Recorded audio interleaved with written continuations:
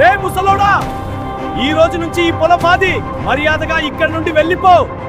ఇంకోసారి ఈ పొలం పక్క కనిపించావంటే చస్తావు. మనం కష్టపడి దాచుకున్న డబ్బులు ఎవరో దొంగతనం చేశారండి. మన చెమటతో కొన్న భూమి వాళ్ళ దురాశకి బలి అయిపోయింది. నీ దగ్గర ప్రేమ ఉండొచ్చు, కానీ భవిష్యత్తు లేదు. మన దగ్గర పోగొట్టుకోవడానికి ఇంకేం లేదురా. నువ్వే మాకు దిక్కు అనుకున్నావు. నువ్వు కూడా ఎలా అయిపోతే ఇంకా మేమెలా బ్రతకాలిరా?